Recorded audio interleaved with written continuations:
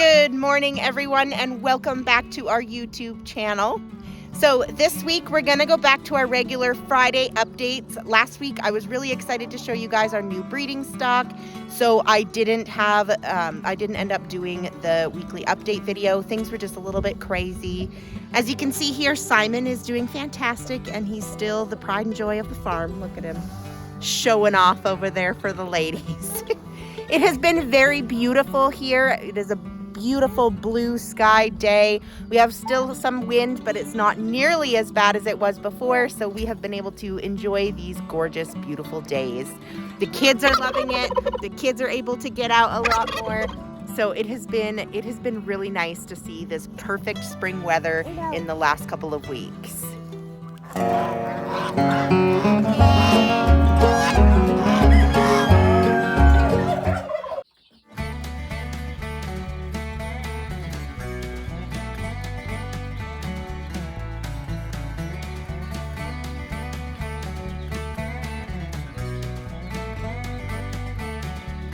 I've been really wanting for a while now to make some roosts for the new chicks. Basically, it's just a jungle gym for them to monkey around on and keeps them busy and keeps them distracted. And it's good because it'll teach them to sleep up on roosts instead of on the ground, because when they get older, we want them up on the roosts. So I'm here with my handy dandy junk wood pile, and I'm gonna make a little jungle gym for these chicks. So I found some boards, cut them into 2x2 chunks, screwed them together for a base. So now I just need to make the rungs. I'm gonna need a bar here, support bars in the back, and put a bunch of bars and sticks and things in there for them to jump around on. All right, got my bases on the back. Just gonna need some supports to hold those stable, and I'm gonna put a bar from the top to that corner to put all of the things on for them to climb up. All right, it's all framed up and sturdy. So now I just need to add some rungs to it, and it should be all good. All right, there it is, the mini roost. It actually is quite a bit bigger than I was anticipating. It's actually quite large, but I have a feeling the little chickies are going to absolutely love it. This will be for the cuckoo marins because they're about a month old and super full of beans. Always, things don't always go to plan. I cut some of the rungs out the first time and they were way too short, so I had to do it again. And I had issues with the wood splitting, so I had to be careful. Some of them I managed not to. These ones broke right off, so I just put screws on either side so it's quite sturdy and secure. Always wanted to make a little chick jungle gym out of some old sticks or old branches that fell down. So I'm gonna work on that today with little farmer Joe, who just got up from a nap, so that the little chicks have something to play on as well. All right, there it is, the little mini made of sticks. I needed a frame built out of sturdier wood. Can I do it? Can I hold it? Yeah, you hold it. You show them how to. Yeah, remember. That is it. It's a little bit more rickety, but it's for the littler chicks, so it should be okay that it's not quite stable. Yeah, there we go. Both of them. It's kid portable. It's perfect. I got this one. We'll go see how they like it. So this one is still a bit too big, but the chicks love that heat nap, so I'm not willing to give up the heat nap. So I just have it propped on an angle here, so it'll still work for what I wanted it to, and I made sure I moved the heat lamp back a bit. And this one, it worked perfectly. It's absolutely massive, but I know that the chicks are going to use it all the time, and so it's working just fine. Just had to reorganize where their stuff is. So hopefully that'll keep them busy and gives them something to do. And same goes for these little guys. What you got in there? I don't know. I got nails in my pocket. You got nails in your pocket? Yeah. Can I see? How many you got in there? Oh boy. You really loaded it down, didn't you? Can you put them in the bucket? Yeah. Okay, thank you. I'm gonna put them in that bucket. Perfect, thanks.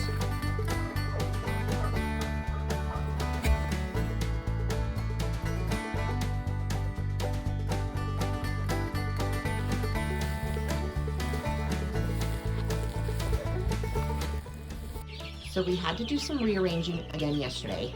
It's one of the downsides of raising chicks is they grow super fast. The cuckoos are now 6 weeks old. They are fully feathered. They don't really need heat and they can fly wherever they want and they get into everything. But we needed more room for them. We also needed more room for our other chicks that are 4 to 3 weeks old and then our little bitties that are 2 to 3 weeks old. So everybody got totally shuffled around. Put the box over there because I'm gonna need it for turkey poults and geese eventually. So we'll leave it there for now so that these guys have some additional space to run around. They like their perch. The little ones are still a little bit shell-shocked with everything going on, but they are all looking really good this morning. I rearranged everything in the afternoon yesterday. And these ones are all looking good as well. They're getting used to their new space. They were in the box, so they're enjoying getting to run around and have a lot more room. They are terrified of these ginormous chicks. I'm gonna play with them. Rearranging also means Farmer Joe has more opportunity to play with them, and they are getting a little bit friendly. So, the Easter olive egger flock has had some changes in the last little bit here. We have sold quite a few of our older hens and young pullets whose eggs couldn't be used for hatching. With feed prices that they are going right now, it wasn't worth it for our farm to hold on to extra birds that weren't providing something to the farm. So we were able to sell them to other farms as they were still laying eggs. The eggs were just not acceptable for our hatching eggs. So the turkeys are still in here with them and are happy. We unfortunately had some major issues with Sage. So I'll show you the footage from that. It was very devastating. So Sage is back out with the rest of the flock and no longer brooding. And Sabrina we thought was going broody as well for a while, and then she kind of snapped out of that, and so neither of them are broody right now. Sage hasn't resumed laying eggs, but it has not been a week yet since I got her off of her nest of babies, so I'm hopeful that that means soon we should start seeing some eggs from Sage. So we'll see what happens. You found an egg? Awesome. So if anyone is wondering why our turkeys and chickens are turning black, this would be why. They found an old spot where a shed had burned down. It's got quite a bit of grain in it, so they eat the grain and then they bathe in it, which is actually really good for them. Ash is really good for bathing, but it means that our turkeys have turned black from rolling in ashes.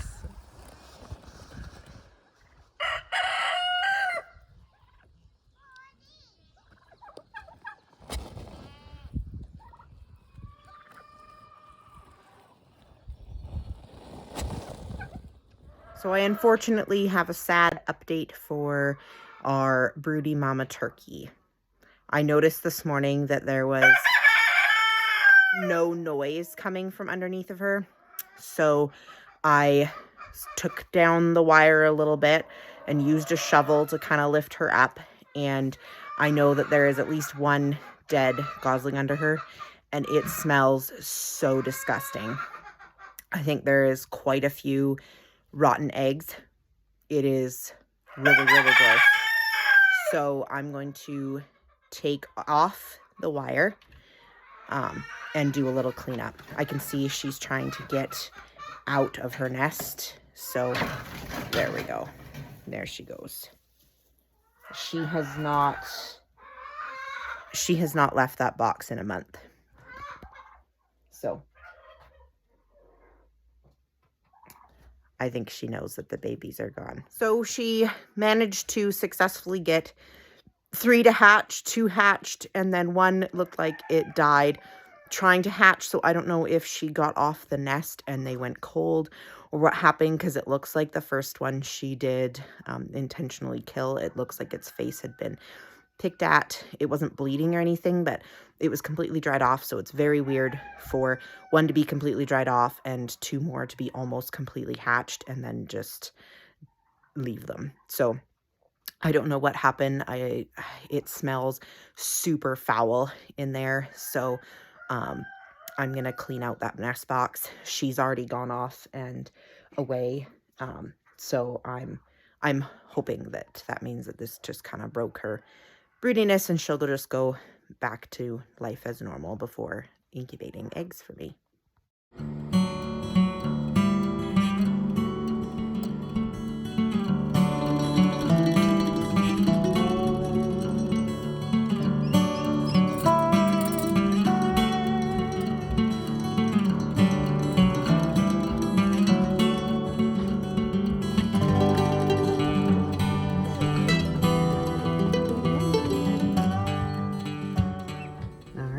Here it is, our very first turkey poult on the farm.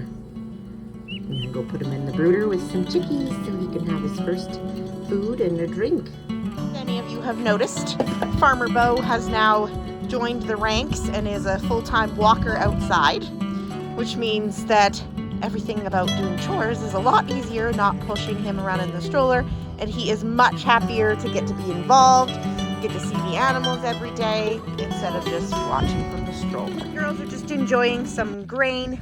So biggest news and update with the goats is that I am not milking daily anymore. They eventually got to a point where I wasn't getting enough milk to make it worthwhile. And so we decided that I would just milk them after separating. We've been milking like once or twice a week when we separate kids off at night. I'm going to show you guys the footage of getting that all organized. Our little Miss Aster is still very, very tame, very friendly. She's going to be an awesome milk goat one day, so we're really excited about her still. So once the goats are separate, the kids are separated, then we're able to milk every time we separate, and we're getting between a half gallon to a gallon of milk from the girls when we do that, which is just enough for us to make a batch of yogurt or some cheese, and then we're good for a couple days and can let the kids keep sucking and doing their natural thing. So I'll show you guys that and how we changed the goat pen to make that a little bit easier. It's another snowy April day, but it was time to get some goat maintenance done to make milking them a little bit easier. So the goats finally figured out that if they push hard enough on the door, it would open because I only had a top latch, which made milking impossible because everybody would just come trampling through. So I attached another chain on the bottom so that this door cannot move, and I attached it with a hook so that the hook can be closed so that when the gate is open during the day, it's not dragging through the mud.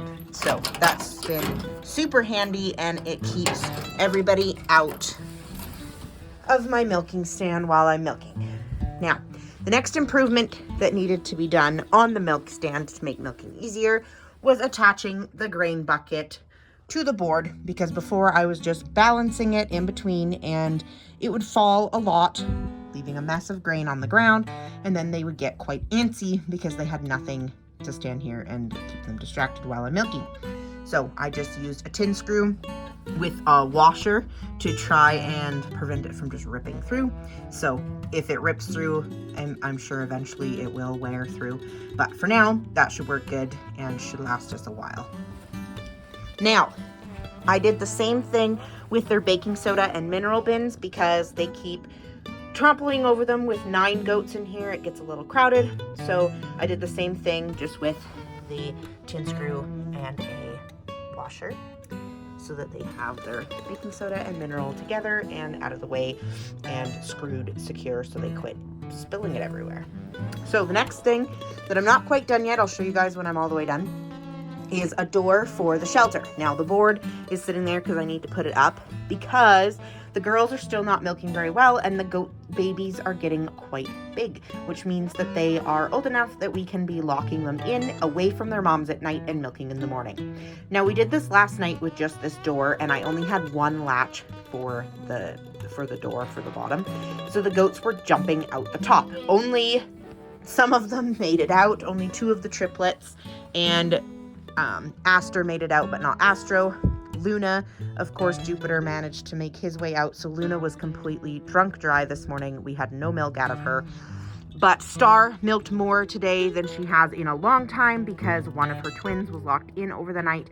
And Big Mama, her babies, I'm assuming, jumped out a little later because she was completely full of milk and gave us a half gallon this morning, which is more than we have ever gotten before at all.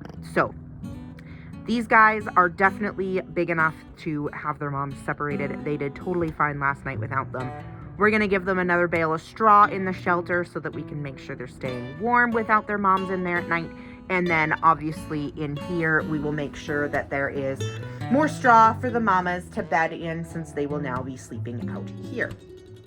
All right, so that is the door to lock the kids in. So I have it hooked twice because they push on the bottom and they push on the top. And then I put a board up because that gap was too big and they were jumping out of it like they did last night. So with this board, I know that they can still get into this corner, but I am very doubtful that they will be able to fit through there. The triplets might be able to, but the other ones definitely will not be able to. If this isn't sufficient, then I'll just put another board up tomorrow and we'll see what happens. But I definitely feel like that is not a lot of space, especially since it narrows. So, and there's the main beam for the shelter there too. So we will see what happens, but for now, that's where I'm gonna leave it. The girls are enjoying their new fresh mineral and baking soda, and so are the babies. I can see Astor's been enjoying it as well. So they follow her around all day long. Look how big they've gotten from when they were first little. Very hopeful that with these new improvements, it'll make life around here with the goats a lot easier. It'd be nice to actually have some milk in the goats in the morning. Big Mama with the triplets on is still producing lots of milk, but it is definitely nice to be able to lock the babies away to get that morning milking, and then everybody does just fine after that during the day. Especially with the twins, Star and Luna, they just aren't producing a lot of milk right now. They are in really good body conditions since we've changed their grain schedules. We are now not graining twice a day. I found that it was getting to be a little bit too much, so they're only getting grain once a day during milking. So that's been going really well. But now that they are producing a lot more milk, they're getting bored at the milk stand. So I'm gonna need to get into town at some point and buy them a hay bag so that I can hang the hay bag behind the stanchion during milking so that they have something to munch on when the grain is gone. And then of course I will be removing the hay bag and putting it back in the feed shed away so that the babies and the mamas don't get tangled in it during the day because they are always playing on my milk stand when we're not milking. They grow insanely fast. The triplets here are a month old already. They just turned a month old this week. They have grown so much. You can see Jupiter is still an absolute tank. Jupiter and the twins are coming up to 2 months. They'll be 2 months old in May. So you can wean goat kids 6 to 8 weeks, so they could technically be weaned.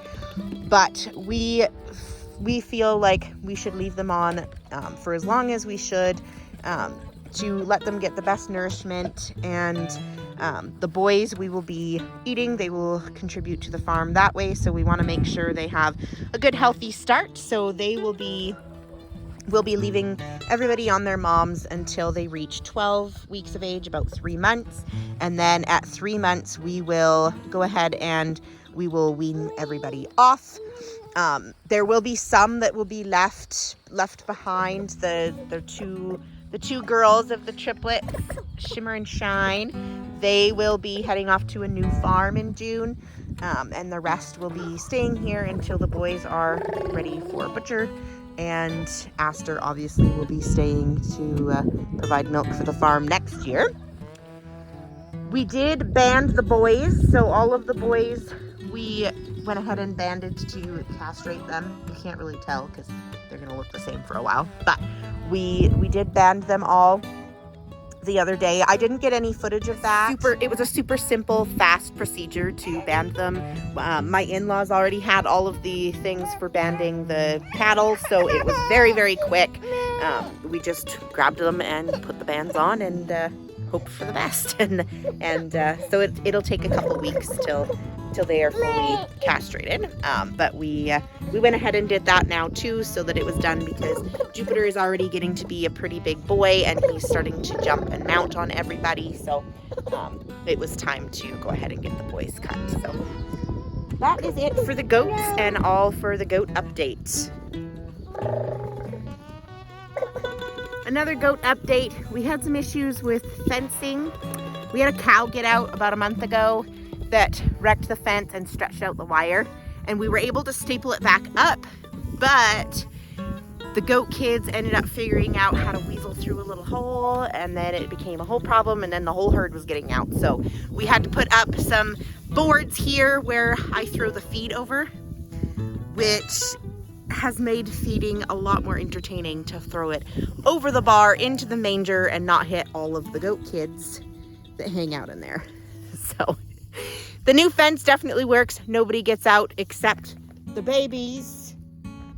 Still know how to crawl through the gate. So we still get goat kids out often because they crawl through the gate. But other than that, everybody else stays in.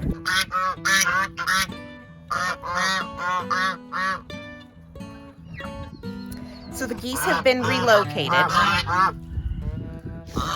They were causing troubles with the turkeys because they all fight over the same nest box. I'll show you guys some footage of two geese and a turkey fighting over a box. So they were relocated down here to the Americana pen. Down here in the Americana pen, we sold half the Americana flock to make room for the new breeders. So with half the flock gone, there was plenty of room for the geese. So they're moved down here, and they're not happy that I'm standing here talking. It's still very much breeding season. They're still laying a lot of eggs, which is really good, and the fertility is starting to go up, which obviously is a great thing. So geese just came flying out of this box, and I noticed the turkey tail, and then I can still hear honking. Yeah, we had a turkey and two geese in here. How do they all fit in that little box? Look at that box. Oh man, I built this box over here, and I put a sheet up and made it look all cozy. Nobody wants it. And that box, the turkey could use, but the chickens use it. And she could use this one too. But everybody just likes that one. The geese have all of this space here for sleeping and for nesting in this coop. So it works out perfect. They can make little nests in the straw. What do you got there, Farmer Joe? What is it? That is goose egg. You got goose eggs. How many? Mommy, Is your boot stuck? Boop. The rooster wanted out. You got your feet? There we go. How many goose eggs is there? 2 of them. 2 of them. Awesome. So we haven't had any goslings hatch yet, unfortunately. We were a little slow on getting eggs in the incubators because the eggs were so full with everything else.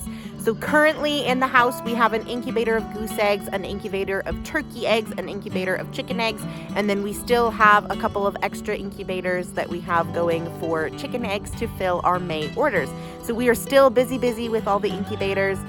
Geese take 30 days to hatch, so in the next couple weeks here, I should have a batch of goslings, and then we still have about 3 more weeks of turkeys in the incubator before we start seeing them hatch. So still a little ways to go, but I am super excited. This week we had our first turkey hatch. Unfortunately, he was all by himself, but I was so happy to have our first turkey here on the farm to hatch. So that's a little update on what's going on inside. We are really looking forward to the rest of spring and all the babies to come. Thank you guys so much for watching. If you haven't already, make sure you like and subscribe to our channel so that you can get weekly updates and see what we are up to here on the homestead. See you guys next time.